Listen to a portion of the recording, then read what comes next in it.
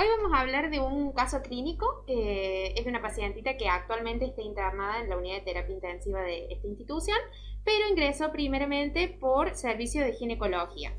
Hay muy pocos datos filiatorios de la paciente. Sabemos que es una paciente de 38 años de edad, primigesta, nulípara, que estaba cursando al momento del ingreso la semana 35 de gestación con un embarazo aparentemente controlado, según lo que se registra en la historia clínica, y como antecedente patológico está consignado diabetes gestacional que se había diagnosticado 2 semanas antes del ingreso y hipotiroidismo. Consulta el día sábado 20 de este mes por contracciones uterinas regulares y dolorosas. La recibe la partera, realiza una anamnesis bastante cortita en donde constata contracciones que ya llevaban una semana de evolución. Lo que más hace hincapié la paciente cuando consulta, además de esos dolores, era en el cambio del estado emocional. Ella se sentía muy angustiada, refiere náuseas, reflujo, intolerancia alimentaria y fatiga. Todo eso se consigna en la anamnesis.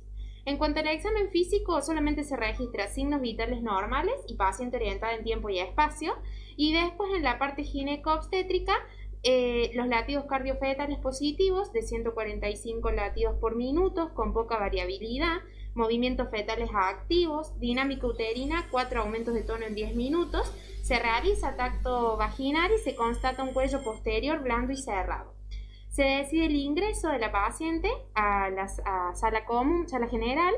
Se realiza comunicación con el servicio de ginecología de guardia, se indica útero inhibición y se hace un laboratorio de rutina. Eso es todo lo que se realiza el sábado por la noche cuando ingresa la paciente. El laboratorio con el que ingresa tiene estos datos: eritrocitos 4.080.000 por milímetro cúbico, una hemoglobina de 11,8, un hematocrito de 37, glóbulos blancos 17.000 con predominio de polimorfonucleares, urea de 0,48, creatinina de 1,66, glucemia de 0,77, una orina completa se le pide, que no tenía signos patológicos, solamente se registra algunos leucos por campo, cilindros y uratos, y se realiza el grupo IFACTO, PA negativo. Pero te acuerdo un poquito. Sí. Más allá que ya lo marcaste, que lo que estaría mal ahí son la leucocitosis, con fórmula notablemente desviada a la izquierda, la función renal notablemente alterada. Sí. ¿Sí? Y la glucemia la registré ahí con 0,77 porque después vamos a ver que va variando. Y hay otros datos. Esto es al ingreso. Hay otros datos que no los consigné porque no presentaban variabilidad en el tiempo. Solamente fui consignando los que van a ir variando. No sé qué piensan o cuánto esperan que esté la creatinina en valores. ¿Viene embarazada? Puede esperar, menor el corte, 0,8. Sí, o sea, para. Sí. A mí, yo por ejemplo, sí, qué sé yo, tomo un poco de agua, eso, y bueno, unos 3, unos 4, unos 5, sí, pero sí. Bueno, yo no estaba embarazada, sí, una mujer está. Si me pasara a mí. Sí, uno está alterado. Punto. Claro. O sea que que ya en este momento lo que tendría que haber llamado la atención no eran los glóbulos blancos en sí solamente, sino más que todo la función renal, que ya ingresa con función renal alterada. Y también en algunos de los datos que ella menciona cuando se le hace la anamnesis, porque van a ver al final de la presentación que son importantes para hacer ciertos diagnósticos. Hay que tenerlos en cuenta.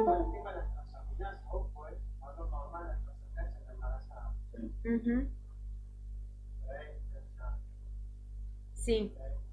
Bueno, acá en este caso, en este momento del ingreso no se le pide patograma. Se hace una rutina, el que se conoce como SEUGO, digamos, nada más.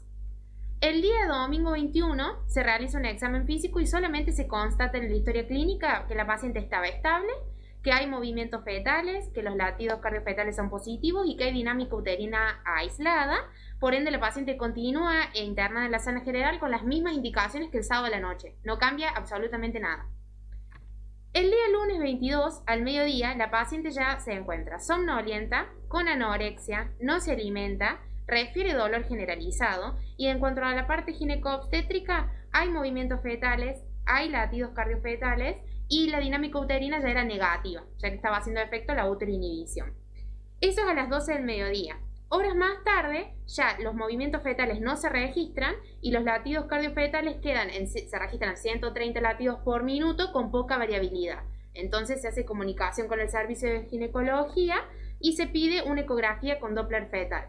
Perdón, una cosita. Ustedes Sí. siempre tienen que pedir y estar atentos cuando le hacen eso, porque muchas veces y le hacen la dinámica uterina, le hacen el monitoreo, pero no le dice a la madre que vaya pulsando cada vez que tiene contracción. O sea, uno no puede saber si si están los famosos DIP1, DIP2, DIP3, Claro. ¿sí?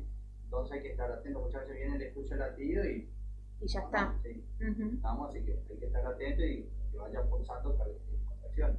Uh-huh.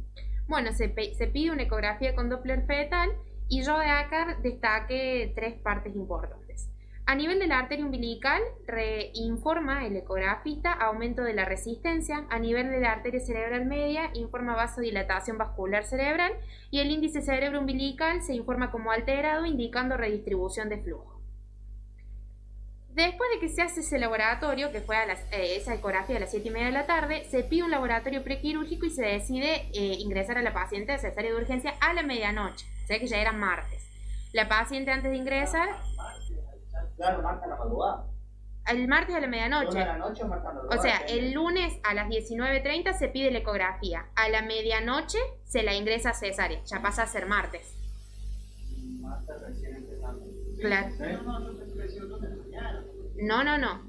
Estos son los horarios que están registrados en la historia clínica. Yo lo hice cronológico.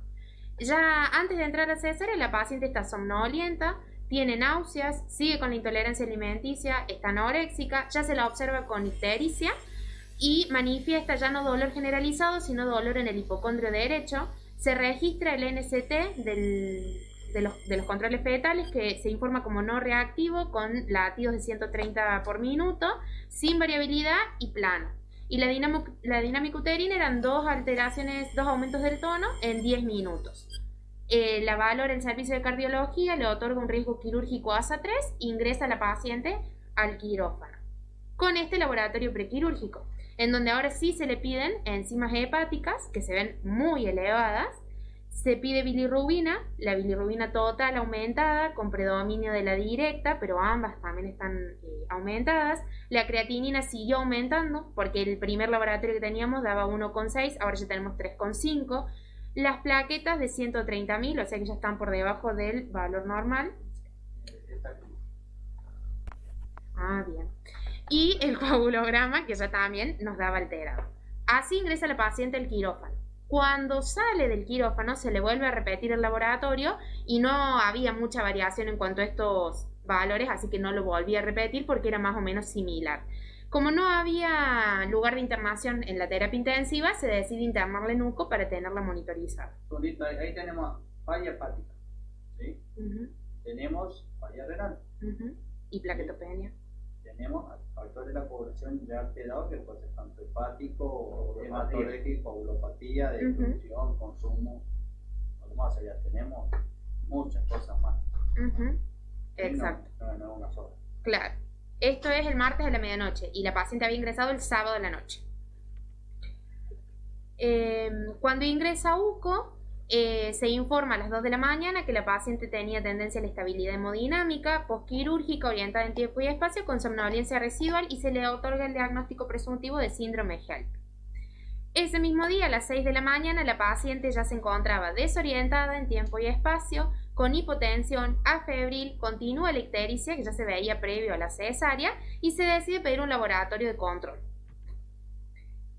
En el laboratorio de control viene el valor de hemoglobina 12,4, las enzimas hepáticas de nuevo alteradas y continúan en ascenso, la bilirrubina continúa en ascenso, de nuevo con predominio a la directa, pero las dos están alteradas, la creatinina continúa en ascenso, la urea también, y los glóbulos blancos, que se habían pedido inicialmente el sábado cuando ingresa la paciente, antes eran de 17.000 por milímetro cúbico y ahora tenemos 25.700 por milímetro cúbico con predominio de polimorfonucleares. Esto es el martes a las 6 de la mañana. Por la tarde, la paciente ya se encuentra hemodinámicamente inestable, con importante deterioro del sensorio, escasa respuesta a estímulos verbales, responde a estímulos dolorosos, se solicita un laboratorio de control y una tomografía de cerebro que no objetiva alteraciones. Ese mismo día a la noche se decide continuar la internación de la paciente en la unidad de terapia intensiva y desde el servicio se le pide una resonancia magnética de cerebro que tampoco informa alteración y un nuevo laboratorio. Entre el laboratorio de las 16:30 y las 23 no hubo alteración significativa, cambios significativos, por eso puse uno solo. En donde vemos que las enzimas hepáticas siguen aumentando, la bilirrubina descendió levemente en comparación al que se había hecho a la mañana, la creatinina descendió levemente y acá ya se pide el estado ácido-base de la paciente. ¿Sí? O sea que seguimos con las mismas fallas orgánicas con las que ingresó a la UCO. Fíjense el lactato que viene, ¿sí? 2.30, o sea. Sí. Y el valor de corte acá es 1.5 o 1.6 sí, en este laboratorio. Lo ideal sería que esté menor a 1. Uh-huh. Claro, yo siempre me fijo en los valores de referencia al laboratorio por los reactivos que usan. Porque si vos sospechás sepsis, sí, 1.2 de más, pero si no, debería estar menor. Claro. O sea, no tipo que está alto, una persona normal. El miércoles 24 se hace el registro en la historia clínica en el servicio de unidad de terapia intensiva. La paciente continúa somnolienta, un Glasgow 11/15, estado de sensorio fluctuante, con tendencia a la hipertensión, afebril, ya requiere soporte de oxígeno suplementario, en este momento estaba con cánula nasal. Se objetiva hipoventilación bivasal cuando se realiza el examen físico, continúa con el dolor abdominal que a ella había referido en un principio que era dolor generalizado, después ya se localiza más en hipocondrio derecho y ahora continúa con el dolor en el hipocondrio derecho. Se decide realizar interconsulta con servicio de ginecología y reumatología. Se pidió un laboratorio, en base a eso se decide añadir antibiótico terapia con ampicilina sulbactam, iniciar con vitamina K y con factores de coagulación. Se hace el diagnóstico de síndrome HELP, que ya lo habían descrito en unidad coronaria, y falla multiorgánica. Los factores de la coagulación son dos ampollitas que tenemos, que es cuando hay alteración justamente de la coagulación, no asociado a plaquetas, y por lo tanto pasamos los complejos protrombóticos, ¿sí? Dependiendo cuáles que hay, porque algunos son triple y otros cuádruple, lo que pasamos. Lo que pasamos acá son el factor 10, el 7, 8 y 4, si no me equivoco. 5, 7, 10, 2, 5, 7, 10. Que es lo que tenemos. Son 4 factores activados, hay 3 o 4 factores activados. Complejo concentrado, 4 activados y tiene también proteína C, que es más que para que no pase. Y bueno, como podemos ver, el laboratorio de ese día continúa la paciente con la falla hepática, la bilirrubina que había descendido levemente en el laboratorio anterior nuevamente está alterada, sigue aumentando con predominio de la directa. Acá se registra una LDH de 906, la creatinina volvió a aumentar y los glóbulos blancos habían aumentado de 25.700 a 30.200, por eso se decide iniciar la antibiótico terapia. Y las plaquetas están en 138.000 y el último registro que teníamos era de 130, o sea que prácticamente no había variado. Pero se destaca también que se le pide fibrinógeno, que da menos de 100 y continúa con el coagulograma alterado. ¿Sí? Eso fue el miércoles 24. El jueves 25, la paciente continúa somnolienta con el estado de sensorio fluctuante y la tendencia a la hipertensión que ya se había registrado el miércoles. Con soporte de oxígeno, el abdomen se observa distendido y doloroso, entonces se decide realizar una ecografía ahí en el servicio, en donde se objetiva líquido libre en abdomen y en la cavidad pleural, y a su vez hay signos de congestión pulmonar. Se decide solicitar un nuevo laboratorio de control y una tomografía tóraco-abdominal. Se hace interconsulta con servicio de ginecología. El servicio de ginecología decide consultar con cirugía para hacer una punción abdominal de diagnóstico y se toma una muestra del líquido abdominal libre, que si bien ya lo habíamos visto por ecografía, se confirmó con la tomografía. El jueves 25 se cierra la historia clínica de la paciente con diagnósticos presuntivos de síndrome de HELP versus sepsis versus hígado graso del embarazo. El laboratorio de ese día registré algunos de los datos nomás porque los otros valores no habían fluctuado demasiado. La bilirrubina descendió un poco, la LDH aumentó, la creatinina descendió un poco, los glóbulos blancos también, las plaquetas continúan, empiezan a descender. Estaba pendiente el perfil lipídico y el líquido de la punción. Laboratorio lo informa como de color rojo, aspecto turbio, con glucosa de 0,69, proteínas de 1,21, albúmina 0,64, pH de 8, glóbulos blancos 3128 con predominio de polimorfos nucleares. Y hoy viernes la paciente evoluciona mal en la insuficiencia respiratoria, así que se le hace una intubación orotraqueal rápida secuenciada. Debido a que la función renal estaba mal, venía alterada, estamos con remifentanilo para la analgesia y con midazolam para la sedación. Volvimos a repetir la ecografía, como lo hacemos todos los días, y pareciera ser que hay un poquito menos de líquido libre, pero como complicación es que el ritmo diurético conservado que estaba teniendo, que venía teniendo, a las 10 de la mañana empezó con un estado de oligonuria y registramos la diuresis por horario, en el cual se notó solamente tenía 15 mililitros por hora, o sea, notablemente disminuye, considerado ya como anuria. ¿Sí?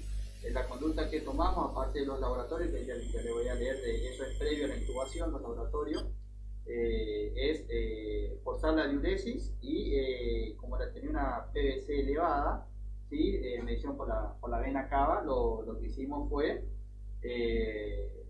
pasar albúmina por la sospecha de hipoalbuminemia asociada, furosemida, como para forzar esa diuresis.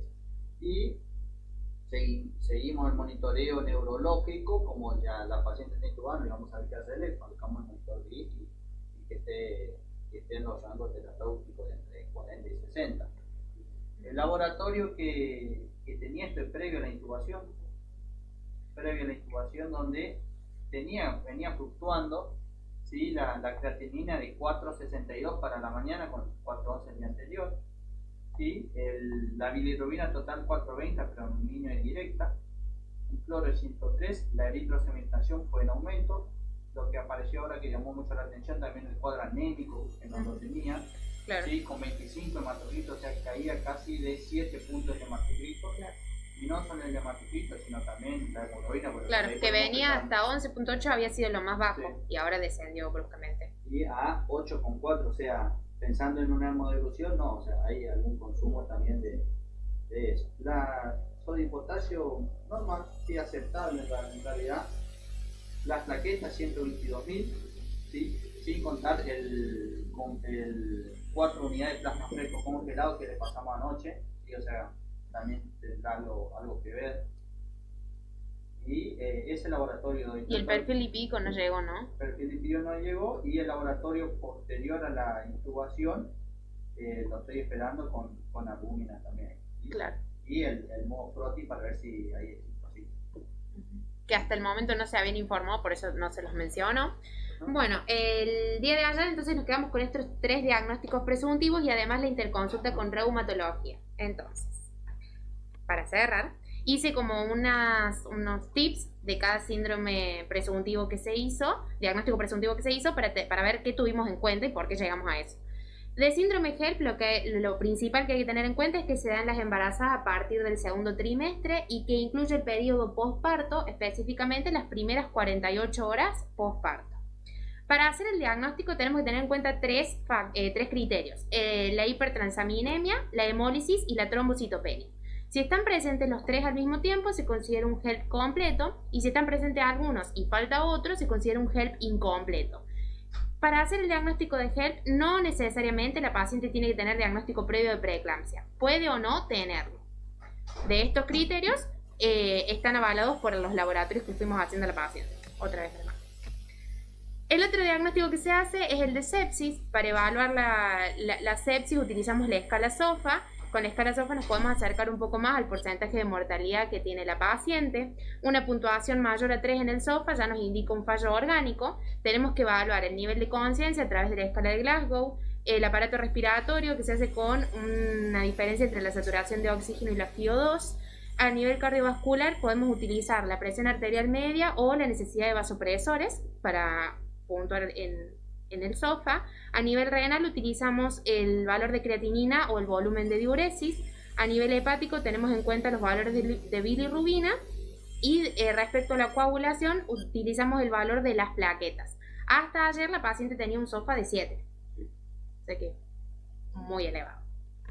El otro diagnóstico diferencial que se propone es hígado graso del embarazo. Se presenta principalmente en el último trimestre. Siempre se acompaña de pródromos, específicamente náuseas, fatiga, ictericia. 3 cosas que menciona la paciente el sábado cuando ingresa por guardia. Y a su vez tenemos que tener en cuenta el aumento de las transaminasas, el aumento de la bilirrubina, alteraciones de la coagulación, hipoalbuminemia, hipoglucemia, hipocolesterolemia. De todos estos factores, el único que nos falta comprobar es los niveles de colesterol, porque todos los otros ya se fueron comprobando con el laboratorio. Y por último, se habló de perfil reumatológico, pensando en un síndrome antifosfolipídico o un lupus. Respecto al síndrome antifosfolipídico, se puede presentar de 3 maneras: con una trombosis venosa o arterial, con complicaciones obstétricas que incluyen los abortos, el retraso de crecimiento intraútero o preeclampsia grave, en donde se incluye el síndrome HELLP, o también puede ser que directamente se pida al laboratorio, detectemos los anticuerpos y no hayamos registrado ni las alteraciones obstétricas ni las trombosis previamente. De los anticuerpos antifosfolipídicos que nos importan para hacer el diagnóstico necesitamos la IgG y la IgM anticardiolipinas, los anticuerpos antilúpicos y el anti-beta-2 glicoproteína 1. Sí o sí tienen que estar esos 3 que ya se pidieron, pero tardan en llegar los resultados. La paciente puede o no tener el diagnóstico de lupus eritematoso sistémico a la hora de hacer diagnóstico de síndrome antifosfolipídico. Y algo que me llamó la atención leyendo sobre el tema es un diagnóstico que forma parte del síndrome que se llama síndrome antifosfolipídico catastrófico, que se relaciona a la gestación. Se puede presentar en pacientes que ya tienen previamente el diagnóstico del síndrome antifosfolipídico o que no lo tenían. Para hacerlo necesitamos sí o sí los anticuerpos presentes, pero se caracteriza por una microangiopatía trombótica que va generando una falla multiorgánica rápidamente progresiva. Se caracteriza por producir toda esta clínica en un periodo máximo de 1 semana. Todos los síntomas y los signos, es decir, la falla orgánica, se tiene que dar o simultáneamente o en el lapso de 1 semana desde que empieza el problema, para que forme parte de los criterios del diagnóstico del SAF catastrófico. Solamente se da en un 1% de las pacientes que tienen síndrome antifosfolipídico, pero de ese 1% de las pacientes el 50% muere, y muere rápidamente. El gold estándar que nos haría falta para terminar de hacer el diagnóstico de este cuadro es una biopsia por punción de alguno de los órganos afectados. Sí o sí tiene que haber 2 o más órganos o sistemas afectados por esta microangiopatía, pero si tenemos el registro anatomopatológico de al menos de uno de los órganos, ya lo podemos incluir como criterio y sumarlo a los anticuerpos, a la falla orgánica y la evolución cronológica. Si se tienen todos esos factores, se puede hacer ese diagnóstico. Si no, no. Así que quedaría como pendiente hasta que tengamos los anticuerpos como opción de parte reumatológica. Muchas gracias.